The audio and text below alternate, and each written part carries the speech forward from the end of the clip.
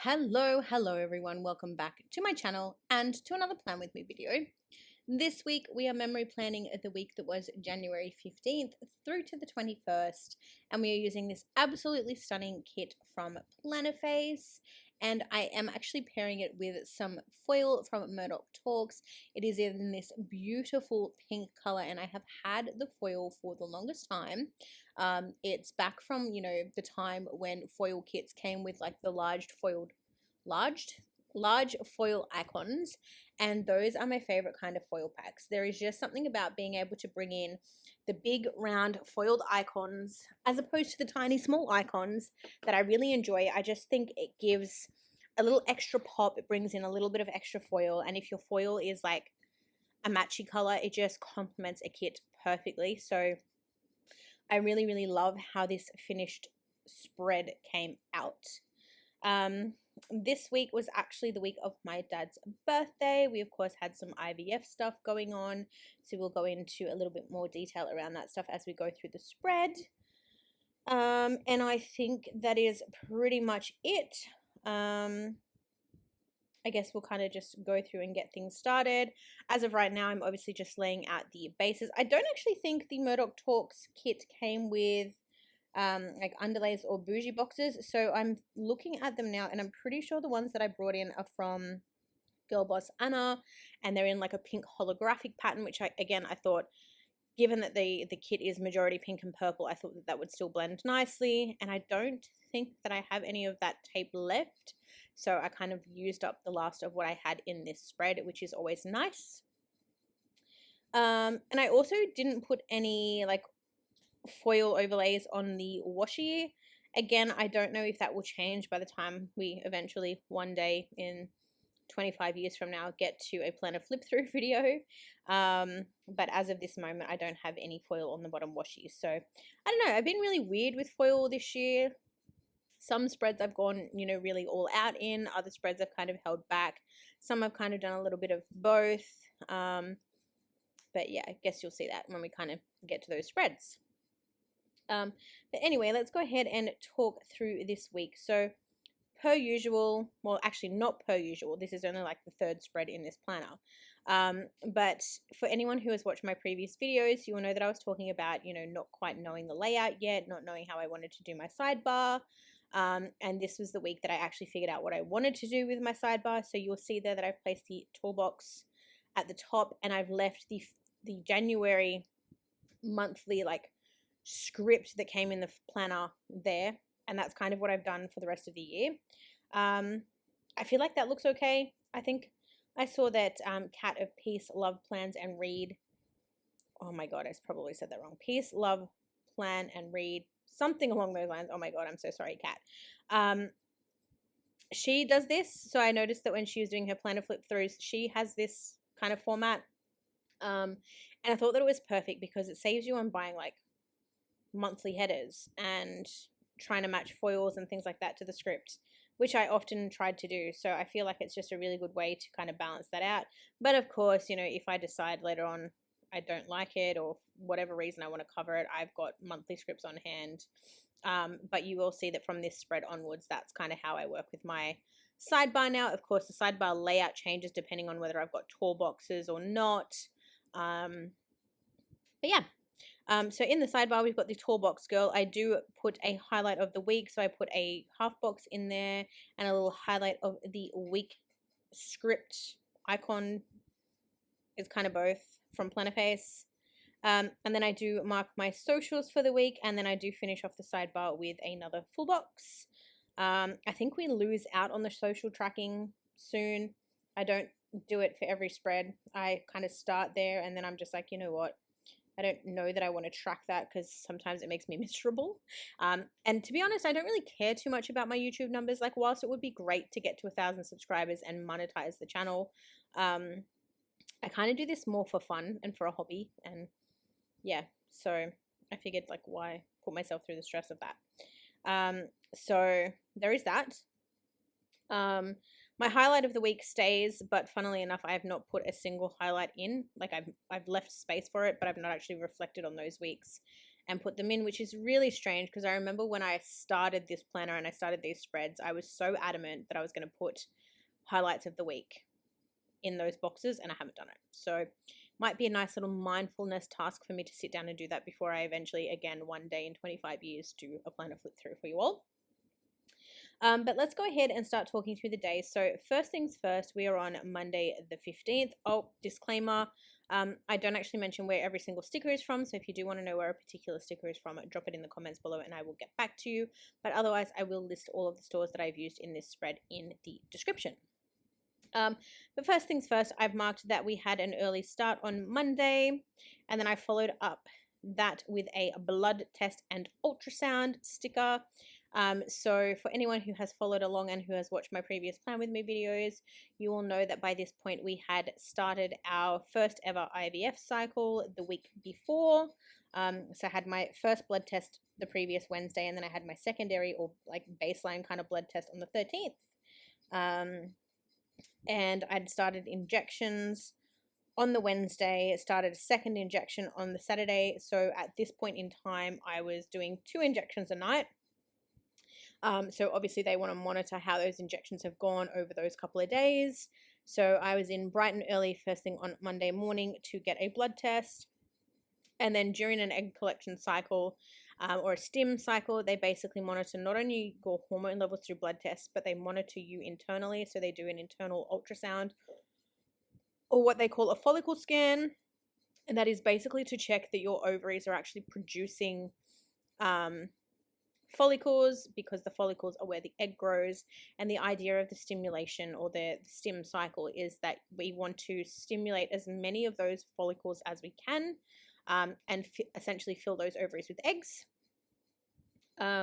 So I had an ultrasound this day to assess like where my follicles were at, how big they were, how many there were. I don't remember specifically, but I think I remember freaking out. I don't know whether it was this cycle or the next one. Maybe I've written it down. I don't know.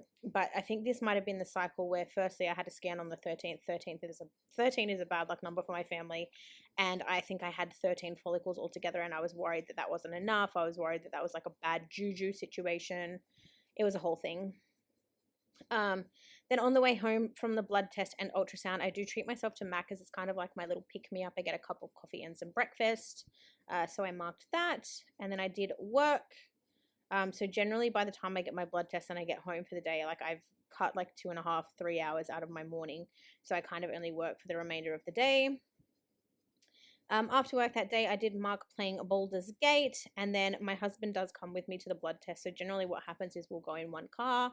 He will go to the train station from the appointment, and then later that night when he comes into our local train station, I will then drive, meet him there, and pick him up. It's probably hard for him because, you know, he can't really do anything in these cycles, like other than attend the appointments. Like there's nothing much he can do. He just kind of has to be there for support. So he does that with every like cycle, every blood test, which is really nice. So I did pick him up.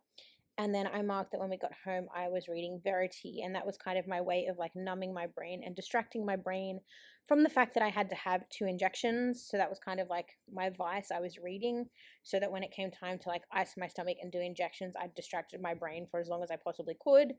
And then I would ice my stomach for 15 minutes before I did the injection. So that's kind of my process.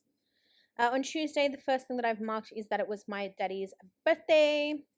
And then I did mark work for the day. I did mark that I was so tired. At this point, I think it was hormones, because the hormones, you know, you're injecting, you know, all these things into your body that wouldn't normally be there, and you're kind of trying to overstimulate extra follicles to make them work for what you want. So I was just tired and fatigued. I then marked that I played some more Baldur's Gate this day. And then I marked that I went to the cake shop after work to get my dad a birthday cake. I did treat myself to a McDonald's coffee on the way back through. And then my dad did message me to actually let me know that he wasn't feeling the best and that their household was sick. And because I was in the middle of a cycle, he thought it best that I not come to his house. So I marked that. So instead of going to his house, I did go to the front of the house and I gave my brother a cake over the fence. to take in so that they could share that and at least celebrate his birthday somehow. But it's also really nice that, they respect the fact that, what we were doing is quite sensitive, and obviously I can't really afford to be sick during those times. So it's sad, but it is what it is. I then marked that I read more Verity this night. And of course we did injections. On Wednesday, I had yet another blood test and a follicle scan just to check where I was at. Again, I did get McDonald's on the way home, and again, I did mark that I was exhausted this day. I then marked working, and then I got a call from the clinic to continue on to my bed. I wish to continue on my meds, and then I booked in another blood test, or my next blood test. I played some more Baldur's Gate on this day, and then I did upload a video that night. Flipping over to Thursday, I did work this day. I did mark that I was tired. I put something with some little underwears, which wouldn't be my period because I didn't have my period. I don't know what that is. Anyway, I didn't even mark it. I just put the little panties sticker and left it. So, don't know. I then marked having a cup of coffee, that I had a YouTube binge, that I spent some time with the dogs, and then I uploaded a plan with me video this night. On to Friday, once again, you guessed it, blood test and follicle scan. So this is what I was saying in previous videos. Basically, when you're in an egg collection cycle, it's a day-to-day situation. They will call you and tell you when your next blood test is. So it could be daily, depending on your hormones. It could be every second day. It just depends. So for me, I had another blood test. So that was Monday, Wednesday, Friday. And another follicle scan, and at that one, that's kind of where they told me that, I had some pretty decently sized follicles. I think off memory, they want them to be above 14 millimeters, but ideally like 17 to 20 millimeters before they do what they call a trigger shot. And basically what the trigger shot is it tells your ovaries to release or free those eggs from the follicles. So that when we do the egg collection procedure, all of the eggs are there ready to be harvested. So we did that, we checked, we had quite a few follicles. Once again, I did mark getting McDonald's on the way home, and that I did work for the remainder of the day once I got home. After work, I did mark relaxing on the couch, because by this point, we were kind of towards the back end of this cycle. I was exhausted from doing, keep in mind that every single day of this week, I was doing 2 injections every night, and I was doing those injections at like 10 p.m. So I was staying up late to have those injections, and having those injections was, a whole thing. So by this point, I was like emotionally, mentally, physically drained, because you don't know what to expect going into IVF, and nobody talks about it. So I guess, part of me kind of sharing that with you guys is that, hopefully it's a little bit educational, and if anyone else is going through IVF or has gone through IVF, hopefully this helps. I'm always here to chat if anyone needs to chat or vent or de-stress, because I know. I then marked that once again I did pick up my husband that night, and then I marked that we watched a movie, but I didn't record what movie we watched, so it's just been left blank. On to Saturday, I marked that we had a lazy morning, and then we went to the shops to get a cake from Coles, because we decided that because we didn't get to see my dad earlier in the week, we were going to do like a second birthday celebration, and we were going to go and see him this day. So we went and got a cake. I then picked up my brother. So one of my brothers lives not far away from us, like 20-25 minutes away, but he doesn't drive, and he does work. At this point, I think he worked weekends as well. So him being available for birthdays and different family things is quite difficult, but this day he was free. So I did mark that I went and got him to come and celebrate Dad's birthday. We then picked up some KFC for dinner. And then we went to Dad's house, and I've just marked that we sung happy birthday and had some cake. That's kind of our tradition for everyone's birthdays. We'll always have a cake. We always have coffee. Depending on, when it is, we'll have some dinner, and then we'll always sing happy birthday, and, that's kind of what we do. So we did that.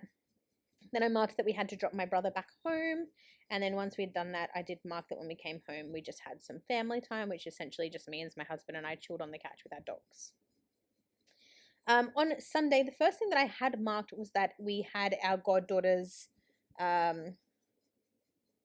birthday party, but that was actually cancelled because she got unwell, and our friends, once again, respecting the fact that we were going through IVF, didn't want us to get sick. So instead of just like telling us not to come or, you know, whatever it is, they actually cancelled her party and rescheduled it to a time that she was better so that we could come. So very kind of them, very unnecessary, but very, very kind and very appreciated. But that was cancelled. So then after that, I had a cup of coffee and a YouTube binge. I spent the afternoon with the dogs. I did some laundry, and then I finished out Sunday by doing some more reading. And that is this entire spread done. So in just a moment, you'll see me take you through the kit leftovers, and I will give you a little bit of a wiggle. But if you are still here, thank you so, so much for watching. I appreciate your support, and hopefully I will see you all very, very soon for yet another Plan With Me video. Thanks for watching. Bye!